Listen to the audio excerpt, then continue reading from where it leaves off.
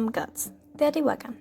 It was one of the largest cities in Mesoamerica during pre-Hispanic times, of Nahuatl origin and used by the Mexica civilization, but the name given by its inhabitants is currently unknown. This civilization exists and still exists in Mexico because it is now an archaeological and tourist area where people can currently climb the different pyramids that are there. Eat nearby because there are many restaurants and boy quarts which are believed to nurture the spirit in different ways. The pre-Hispanic city of Teotihuacán was one of the largest ancient centers in the world, since it is known that it came to house a population of over 100,000 inhabitants at its peak. The city was located in a valley rich in natural resources and was the seat of power of one of the most influential Mesoamerican societies in the political, economic, commercial, religious, and cultural spheres, whose features permanently mark the peoples of the Mexican highlands, passing time and reaching the present time with the same strength and greatness with which its builders had planned it. Going a little deeper into the history of the city of Teotihuacán, it is known that for people who came from this great city, it had a predominantly sacred meaning, since various historical sources point out that the Aztecs and the Rules came to these regions to pray and celebrate rites. The archaeological remains of the ancient city are visited every year by thousands of people, making the site one of the greatest tourist attractions in the country, which in fact hides many secrets that have not yet been fully discovered and that with more recent excavations are found with more and more interesting things.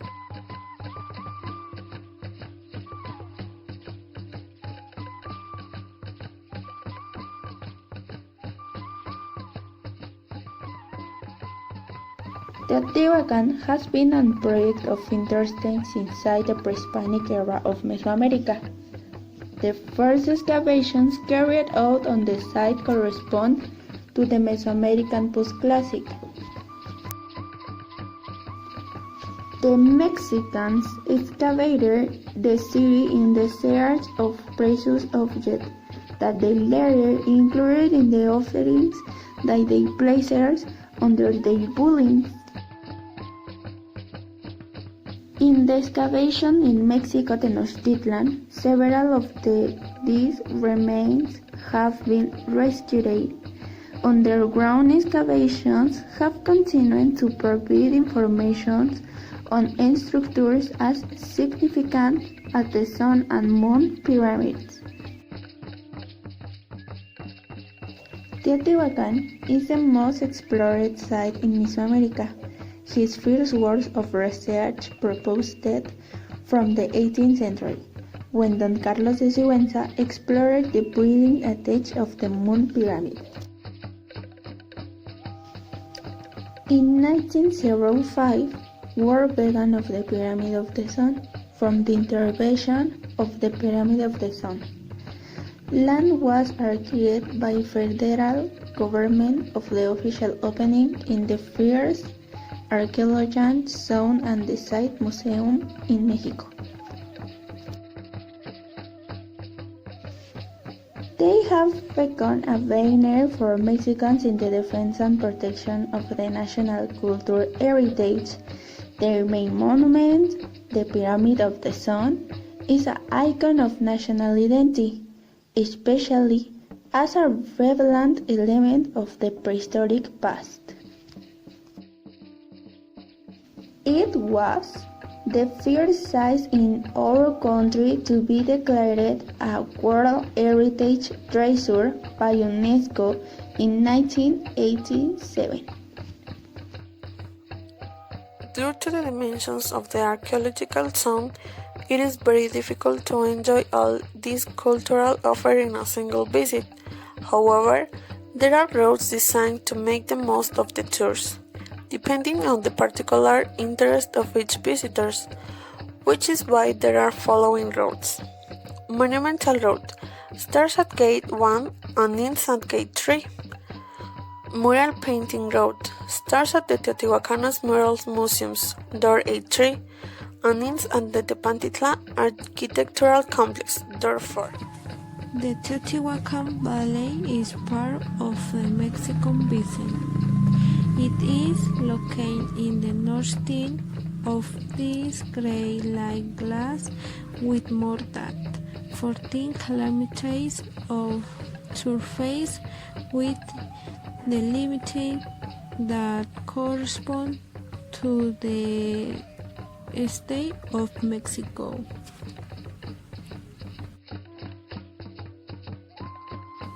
The following are exempt from paying the entrance ticket to Teotihuacán: children under the age of 13 people over 16 years, national teacher and student with valid credentials, retired persons and people with disabilities. Along the stairs are the most important buildings for temples, plants, and houses of high-ranking characters.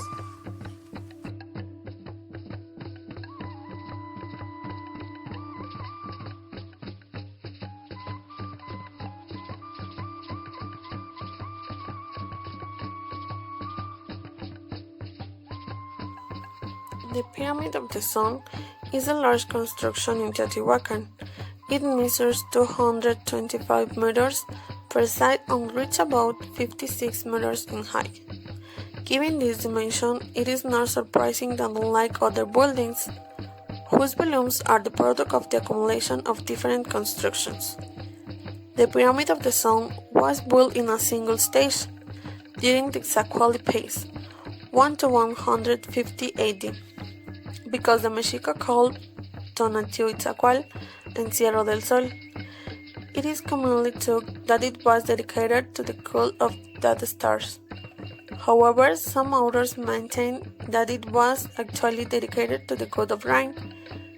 During their exploration, burials of sacrificed children were found in the four corners of each other's bodies, a practice associated with the worship of the rain gods. Furthermore, the fact that the pyramid is surrounded by a canal and a large platform has led to seeing the complex as a representation of a sacred mountain, container of the water and universal reach. Legends are an important part of the cultural history of peoples because they are a fantastic and powerful way of explaining the events that are around us. Next, I will tell you an Aztec legends. The first son, the son of the tiger, was born in 55 BC, but the son and the men were devoured by the tigers. The second son was that of the wind. He and all the humans were carried away by the wind, and those who hung from the trees to resist the storm transformed into monkeys. The third son, the rain son, was struck down by a rain of fire, and men turned into turkeys. The fourth son, the water son, was destroyed by the floods, and those who left in death each were transformed into the face. The gods in Teotihuacán, who will now be in charge of bringing the dawn and air, the Lord of Snail, famous for his strength and beauty, said, "I will be the sun." Then they all looked the little symbolic god, the ugliest and most unfortunate of the gods, and they decided the who would be the moon. Both gods went to the mounts, which today are the pyramids of the sun and the moon, to meditate. Then the other gods from a bonfire and killed them.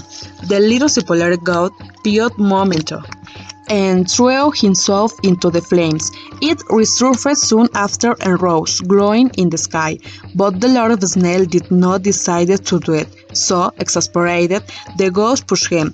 But before he rose in the sky, the ghost, furious, slapped him in the face with a rabbit, so much so that they removed his radiance. Thus the arrogant Lord of the Snail became the moon. The spots of the moon are the scars of his punishment.